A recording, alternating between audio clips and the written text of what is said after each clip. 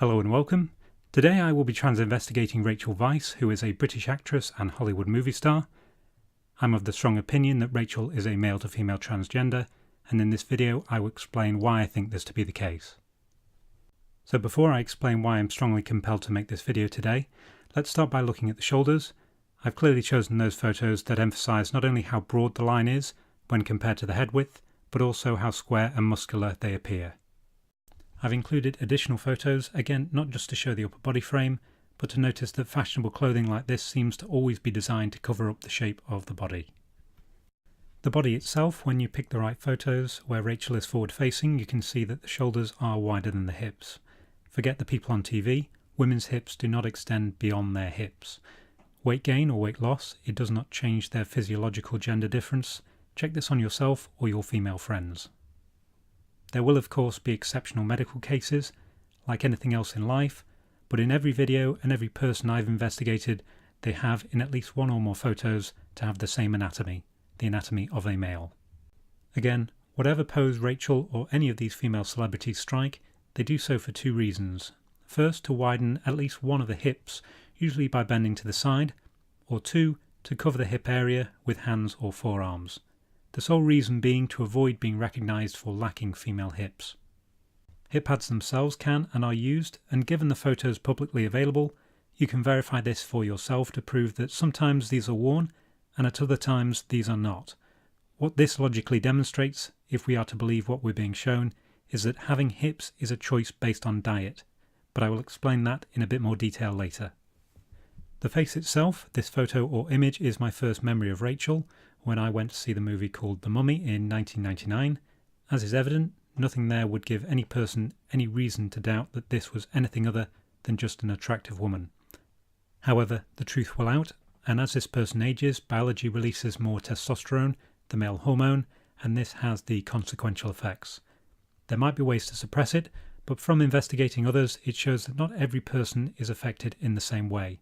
The genetic lottery, you might say. But today the jaw is clear to see, wide, square, strong, defined, and not soft like a woman's. Unless it's very obvious, I find it difficult to identify whether surgery has been carried out specifically here on the nose. The forehead again, I mention it only because the area helps to identify gender difference, but Rachel here is highly feminized and has aged far better than many other MTF stars. But what is striking and difficult to get surgically right, for obvious reasons, is the deep set eyes and now prominent brow ridge, at least seen in this photo. Just to finalise the physical observations, do I think this person is wearing hip pads in photos? Yes, but as you can see here, still not wide enough to match the shoulder width. Arm length, yes, again I think they are long, but also strong, with large hands as well. I've mentioned it before, but it is worth repeating that there is an intentional promotion of a false female body image to women, as well as men. The fake body image affects the way women think and feel about themselves. Unsurprisingly, it has a noticeably negative effect.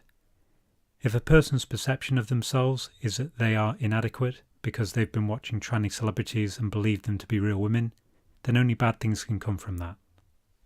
Increased and now socially acceptable cosmetic surgery, of course the vast majority unnecessary and an idea that has been planted in people's minds.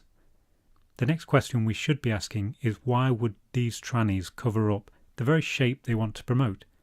Well, it would seem logical that if I saw, for example, Taylor Swift in a music video, I would see how slim she was with all that music, colour, movement, etc.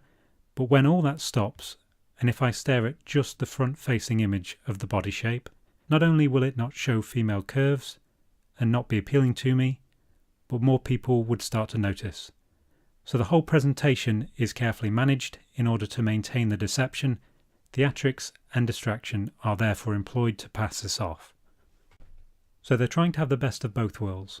They're trying to promote a negative mental state on women that might encourage them to under or overeat because they've become body conscious and depressed. They encourage men to fashionably identify as attractive, a feminized but male physique.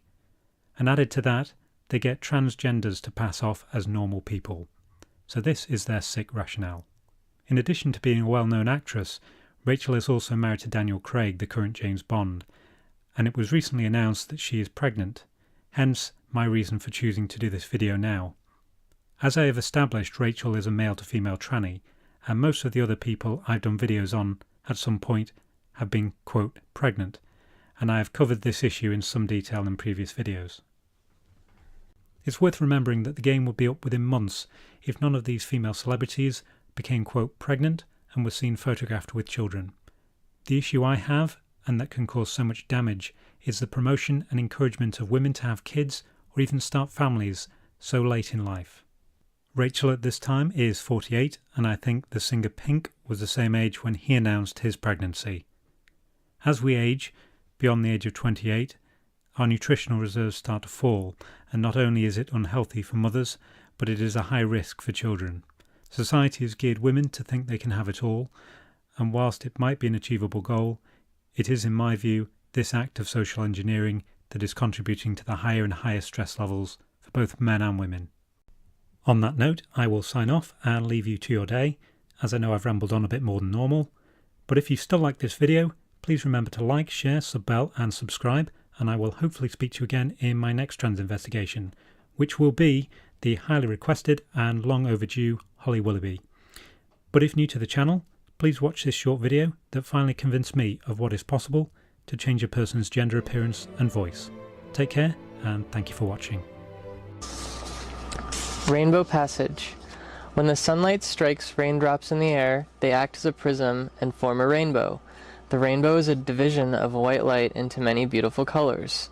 These take the shape of a long round arch, with its path high above, and its two ends apparently beyond the horizon.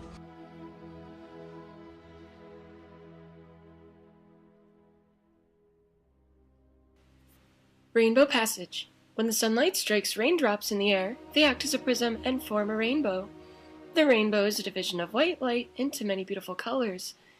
These take the shape of a long arch, with its path high above, and its two ends apparently beyond the horizon. There is, according to legend, a boiling pot of gold at one end. People look, but no one ever finds it.